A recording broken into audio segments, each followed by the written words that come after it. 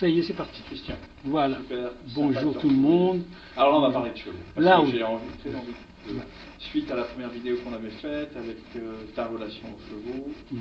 Et j'ai envie que tu me parles, tu m'as parlé alors, autour d'ici, les gens ne voient pas, mais il y a... Les chevaux américains. On est dans une ambiance très américaine. Voilà. Les chevaux américains, alors qu'est-ce qu'ils ont de particulier? Alors, c'est quoi la particularité? Moi, cheval américain, je pense Mustang, je pense cheval sauvage. On avait évoqué ça dans une des vidéos. Alors, qu'est-ce que tu as envie de dire là-dessus? Le cheval américain. Le cheval américain, c'est un cheval qui a été formaté. Pourquoi? Parce que quand les Espagnols sont arrivés en Amérique, vous vous rappelez qu'il n'y avait que 13 États seulement. Oui. 13 États. Et en fait, en particulier, le cheval espagnol, c'est un cheval qui descend des chevaux arabes. Et à l'époque, les conquistadors sont arrivés avec des chevaux et il y a quelques chevaux qui se sont échappés. En Amérique, il n'y avait plus de chevaux. Il y a eu des chevaux il y a très très longtemps, il y a des milliers d'années, mais depuis quelques milliers d'années, il n'y a plus de chevaux en Amérique. Donc les chevaux que nous avons, nous, importés, les Européens, se sont échappés. Et ça a fait une race sauvage de Mustang, qui s'est adaptée au pays, et en plus, comme ils n'avaient pas de prédateurs, ils se sont surmultipliés. Et les hommes qui se sont appropriés de l'Ouest américain, et en particulier du Texas, le Texas était un État qui appartenait au Mexique. Et les Américains se sont appropriés du Texas. Et au Texas, on a commencé à faire de l'élevage de bovins. Et on a eu besoin de chevaux. Alors, les premiers chevaux qui ont été utilisés au Texas, c'était des petits chevaux d'1,60 m extrêmement robustes qui venaient des Mustangs. Et les vachers se sont appropriés, les cowboys, c'était un vacher. Les premiers vachers, c'était les Espagnols. Donc, toute la culture espagnole et mexicain évidemment, puisque le Mexique n'existait pas. Il y avait des Indiens peaux-rouges qui étaient là, des Amérindiens. Et les Blancs se sont appropriés de cette Amérique et ils se sont appropriés de ce cheval parce que les étendues étaient grandes. Il n'y avait pas à l'époque, il n'y avait pas de, c'était vraiment l'outil. Et alors ils se sont appropriés de ce cheval, de ce Mustang, et ils l'ont plus ou moins croisé. Ils en ont fait ce petit cheval de cow-boy. Ce petit cheval de cow-boy, c'était un cheval d'1,60 m, 1,65 m maximum, extrêmement robuste, à qui on demandait de faire énormément de... D'abord, ils étaient très résistants. Les cow-boys... Au Texas, il fait des températures très chaudes. Très chaud ou très froid. Ou très froid. Ouais. Voilà. Donc, là, il y a des amplitudes. Voilà. Donc les chevaux étaient extrêmement résistants. En plus, on leur demandait un travail, de monde difficile. Les cow-boys de l'époque se sont mis à faire de l'élevage de bœufs. Et alors, il y avait un grand bœuf qu'on appelait les longhorns. C'était une espèce de vache avec des grandes cornes comme ça, qui était dangereuse parce qu'avec ses cornes, elle est blessée.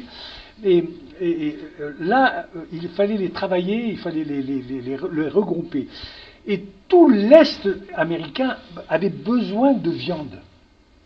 Donc, ces éleveurs se sont mis à élever ces longhorns. Plus tard, on a débarqué des vaches avec des toutes petites cornes qui étaient de meilleur goût. Et alors là, à ce moment-là, on a commencé à faire un autre élevage.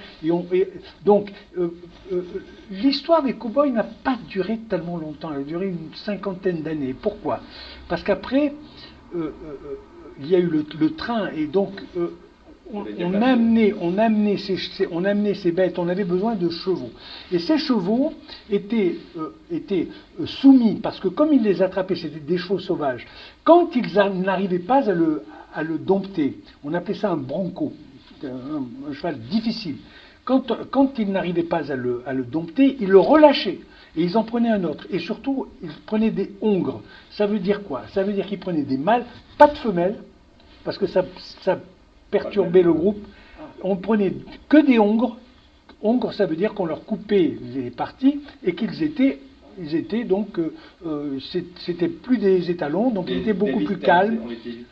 Voilà. Et alors ils avaient une forme de dressage qui était un dressage extrêmement dur. On cassait le cheval, on le soumettait de force. Depuis, on a changé de méthode. Les rodéos, quand on les voit.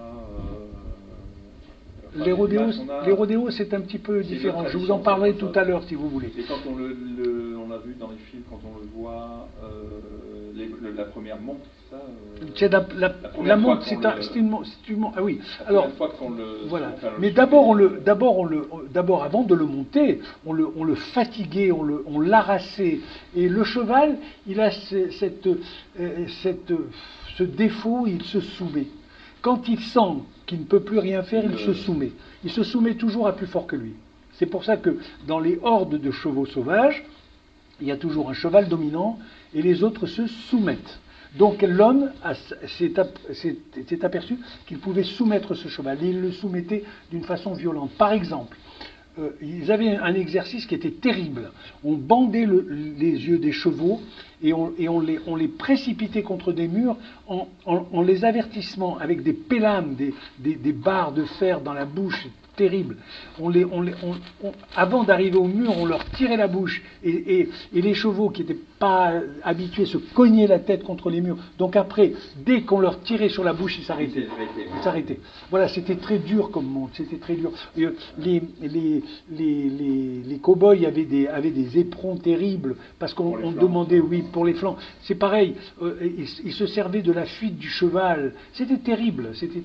Mais c'était des gens qui travaillaient. C'était leur manière de faire. Vous savez, les cow-boys, on disait, un cow-boy est un homme avec des tripes, un cheval et le diable au cou. Ça veut dire que c'était des mecs qui avaient un caractère, parce que c'était très dur, c'était très rude. D'abord, ils n'étaient pas très gros. Les chevaux portaient jusqu'à 100 kilos. Donc un cheval d'1,60 m, 100 kilos avec l'équipement. Quand on pense à l'équipement c'était une grande selle. Et ces selles, c'était des selles qui venaient des selles mexicaines, extrêmement lourdes, avec un pommeau très grand, des sacoches. Ils avaient aussi un fusil, ils avaient une arme. Parce que contrairement à ce qu'on a vu dans les films, on ne se servait pas tellement des armes. Dans les films, ça tirait. Non, absolument pas. C'était parce qu'ils étaient dans la nature, et dans la nature, il y avait des bêtes sauvages, il y avait des machins, et ils avaient toujours un colt. En général, il y avait deux sortes de colts, le colt marine et le colt, le sicou, qu'on appelait le sicou. Voilà. Et tout ça était porté par le cheval avec des sacoches, car le cow-boy avait toute sa fortune dans ses sacoches. Ça veut dire, voilà. Et il était équipé de ce qu'on appelait de chaps, c'est-à-dire pour protéger ses jambes, il avait des espèces de pantalons de cuir qu'il mettait par-dessus, et il avait aussi un chapeau, le fameux chapeau. Ce chapeau, c'était alors un lasso évidemment, un lasso pour attraper les chevaux sauvages. Qu'il forçait. Combien de kilomètres par jour un cheval? Un cheval peut faire 30-40 km par jour, minimum. Avec des fois avec le poids. Alors, chaque cow-boy avait plusieurs. Oui, absolument. Chaque cow-boy avait plusieurs formes de. D'abord, ils avaient plusieurs chevaux. Le cow-boy n'était pas propriétaire de son cheval. Le cow-boy n'était pas propriétaire de son cheval. Quand il arrivait dans un ranch, on lui donnait à peu près 5, 6, 7 chevaux. Chaque cheval avait sa spécificité. Il y avait des chevaux qui étaient extrêmement rapides pour aller chercher les bêtes. Il y avait des chevaux qui étaient beaucoup plus courageux. Il y avait des chevaux qui étaient beaucoup plus lourds et qui étaient en fin de parcours pour ramasser les bêtes. Donc, le cow-boy, selon son travail, allait se fournir avec le cheval qu'on lui avait attribué. Les chevaux appartenait au patron du ranch. La selle du cow-boy, c'était sa seule fortune. Ça, c'était sa selle. D'ailleurs, il dans les films, toujours avec la selle. Absolument, parce qu'il bien sûr. D'abord parce que ça coûtait cher. Le cow-boy avait trois 3 trésors, sa selle, sa Winchester et son revolver. Quelquefois 2 revolvers, mais très souvent un seul revolver qui lui servait de... Et alors, c'est tout ce qui lui appartenait. On a oublié de dire que beaucoup de cow-boys étaient noirs, parce que des anciens esclaves, qui eux avaient besoin de travailler, et ils étaient courageux. Et c'était dans les films qu'on voit, les films de western, on ne voit pas beaucoup de noirs, mais il y avait des cow-boys noirs, beaucoup de cow-boys noirs. Est-ce que c'était un métier dangereux? C'était un métier extrêmement dangereux. Imaginez un troupeau de 5000 vaches au grand galop, et vous au milieu, ne tombez pas. Ne tombez pas parce que vous êtes piétinés. On dit toujours, on le dit, je l'ai dit tout à l'heure, un cow-boy est un homme avec des tripes et un cheval et le diable au cou. Ça veut dire que c'était des gens qui avaient une volonté. Et alors, à l'époque, c'était un peu l'aventure. Ils avaient déjà les bandits qui venaient leur voler les chevaux. Et ils avaient les Indiens. Et les Indiens se battaient parce qu'eux avaient compris qu'ils avaient aussi des chevaux, et eux, ils avaient des petits poneys de couleur, donc les cow-boys n'avaient pas de chevaux bicolores. Les paint horse, on appelle ça, le cheval peint. Pas de chevaux. C'était amérindien. Alors surtout, ils ne voulaient pas ressembler aux Indiens qu'ils détestaient, parce que les Indiens, de temps en temps, en s'en faisaient un. Voilà. Donc voilà l'équipement du cow-boy. Il y a des expériences en tant que cow-boy ou dans des expériences de cavalier américain. Oui, absolument. Oui, absolument. J'ai suivi des troupeaux, évidemment. J'étais pas suffisamment. Et alors j'ai fait un truc assez sympa quand on est allé au Sainte-Marie-de-la-Mer. On est allé quand on allait chercher les taureaux. J'avais dans les manades. Voilà, et on suivait. Mais j'ai approché les chevaux de près, mais j'étais pas suffisamment professionnel. Les taureaux. Après, ces chevaux des manades. C'est le cheval camarguais. Qui a la caractéristique du cheval de cow-boy. Ah, d'accord, ils ont cette caractéristique. Oui, un peu rude, costaud, avec des gros pieds, parce que chez les chevaux, on parle de jambes et on parle de pieds. On parle pas de pattes et on parle pas de... Voilà. On parle de jambes et de pieds. On parle de jambes et de pieds. Donc les plus belles expériences, il y avait ici, dans les manades, aux États-Unis. Aux États-Unis, j'ai fait quelques balades à cheval, voilà. Mais j'ai approché. Avec des frayeurs ou des Non, franchement non. Au contraire, c'est avec le plus grand plaisir parce que j'étais dans des étendues magnifiques. Voilà, j'ai fait seulement, on peut pas dire, j'ai travaillé avec quelques cow-boys, mais bon, ils m'ont montré un petit peu quelques trucs.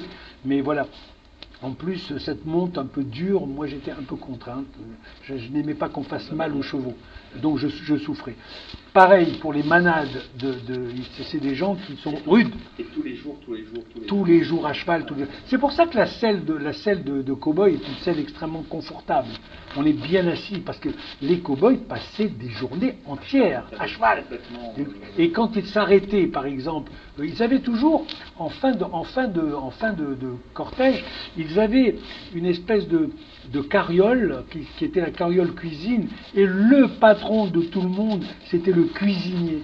Parce que le cuisinier, lui, sans manger, parce que les cow-boys avaient besoin de manger, ils étaient très fatigués, ils étaient pleins de poussière. Je vous parlerai tout à l'heure de son chapeau. C'est pas un hasard. D'abord, c'est un chapeau en feutre, et il a plusieurs formes, selon qu'il vient du nord des États-Unis ou du sud.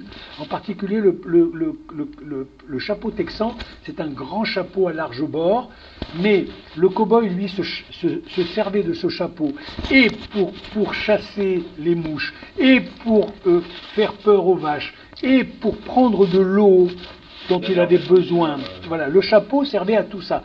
C'est-à-dire que quand on les voit dans des films avec ces beaux le Stetson, très beau, très bien formé, non, les cow-boys ils avaient des chapeaux, les chapeaux outils, un chapeau outil. Voilà. Et en fait, les Santiago. Alors la Santiago, c'est une botte espagnole, c'est-à-dire mexicaine. Les cow-boys avaient des grosses bottes bien solides. bien solides, parce qu'il y avait des coups de corne de bœuf, il y avait des choses comme ça. Donc ils avaient des bottes. Ils avaient les camarguaises, on appelle les... Absolument. Ils avaient des chaps qui viennent de l'espagnol, des chaperos, ça s'appelait.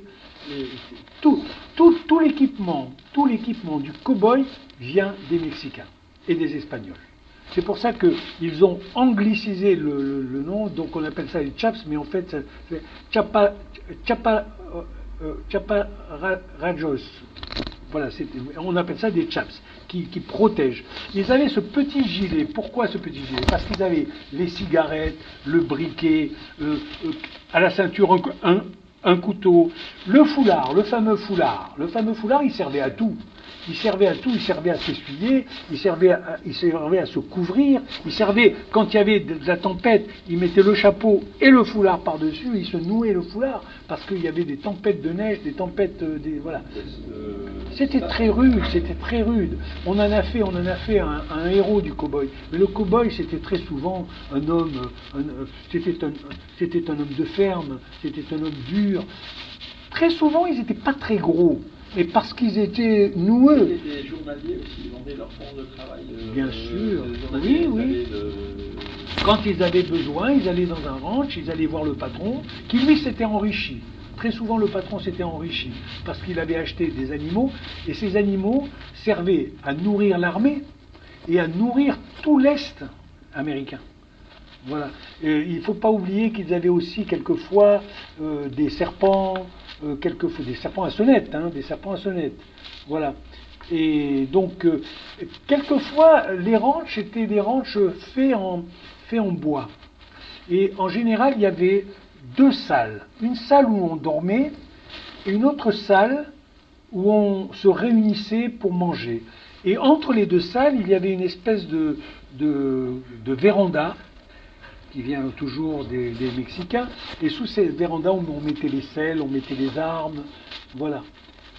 Donc, quand ils alors techniquement, est-ce qu'il y avait déjà des maréchal Ferrand évidemment pour le vétérisme? Bien sûr. Dans la carriole dont je vous ai parlé, il y avait tout le besoin de toute la troupe. Quelquefois, ils étaient une quinzaine de cow-boys, avec le patron. Très souvent. Le patron en tête, c'était lui qui menait. Et après, vous aviez des chefs d'équipe. Et ces gens-là, chacun avait son travail. Quand il y avait un jeune qui arrivait, on le mettait en fond. C'était terrible. Toute la poussière qui s'avalait. Les patrons étaient devant. Eux, ils avaient l'air. Mais ceux qui étaient derrière, ils se prenaient toute la poussière sur eux. Voilà pourquoi on mettait le petit jeune derrière. Et on lui apprenait. Et on lui apprenait quelquefois à coups de poing. Voilà. Et il y avait derrière tout ça, pas très loin du troupeau, il y avait toujours une carriole dans laquelle il y avait tout le matériel pour manger, le matériel vétérinaire, le soin, quelquefois, voilà. Quelquefois, il y avait... Alors, je voulais vous parler de la femme de l'Ouest. La femme de l'Ouest, parce que quelquefois ces cow-boys avaient des petites fermettes, des cabanes au fond de la prairie avec des femmes. Ces femmes étaient parties très souvent d'Europe et ils étaient venus, quelquefois ils étaient 7 ou 8 à partir et il n'arrivait que 4 parce qu'on attrapait des maladies, on se faisait mort. Voilà. Ces femmes étaient des femmes de caractère, c'est pas du tout les jolies femmes bouclées que l'on voit dans les films. C'était des femmes de caractère, parce qu'elles avaient, de toute façon, c'était des misérables, et quelquefois elles venaient chercher fortune là. Et là, la femme de l'Ouest, c'était une femme qui n'avait pas peur d'aller traire les vaches, qui n'avait pas peur de faire la cuisine, qui n'avait pas peur de prendre la brouette pour aller déplacer pendant que son mari travaillait. Voilà. Quelquefois, attaquées par les Indiens, elles les faisaient fuir parce qu'elles avaient des armes. Voilà. Elles avaient aussi des enfants. Ces enfants étaient élevés comme ça. Tout à l'heure, tu m'as parlé du rodéo. Le rodéo, c'est une autre histoire. Alors, on pourra en faire un autre épisode sur le rodéo. Absolument. Parce que là, on a une vidéo qui pense... On est à 19 minutes là. 19 minutes, donc ça va encore. Voilà. Juste simplement, je voulais dire que les cow-boys, quand ils finissaient leur travail, arrivaient dans les villes. On appelait ça les villes à vaches. Et là, à ce moment-là, ils avaient gagné, parce que le patron les payait au cul du camion, comme on dit. Hein. Et alors, ils arrivaient en ville, et là, alors on allait chez le coiffeur, se faire raser, se faire couper les cheveux. Les bains, les fameux bains. On prenait des bains, on allait faire la fête alors il y avait des prostituées qui étaient dans les saloons.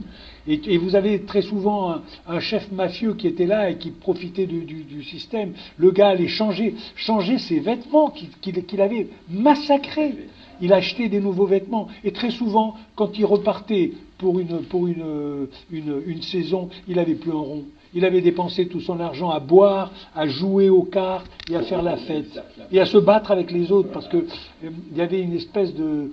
tout à l'heure, je l'ai dit, hein, c'était des hommes rudes. C'était des hommes qui avaient qui avaient quelque chose dans le pantalon.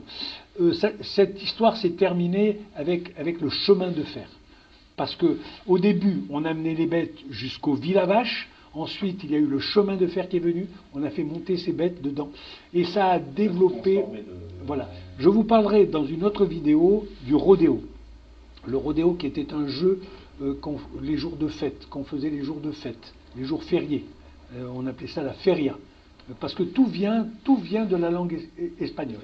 Parce que ce sont les premiers cow-boys du monde, c'était les cow-boys. Mais les corridas, les premières corridas. Entre autres, la corrida, entre autres. Mais surtout, ce sont les Espagnols qui ont fait les Mexicains, qui ont fait cette monte, et donc ces Américains qui venaient d'un petit peu de tous les endroits. Hein. Il y avait des Hollandais, tout le monde était cow-boy parce que on était vachés, on était à la disposition d'un patron.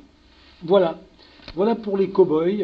On en reste là Oui, on en reste là. On en fera une autre vidéo sur le rodéo et le cheval de rodéo. Okay. Le bronco. Ok. Ciao, ciao, Branco. Alors. Voilà. On fera...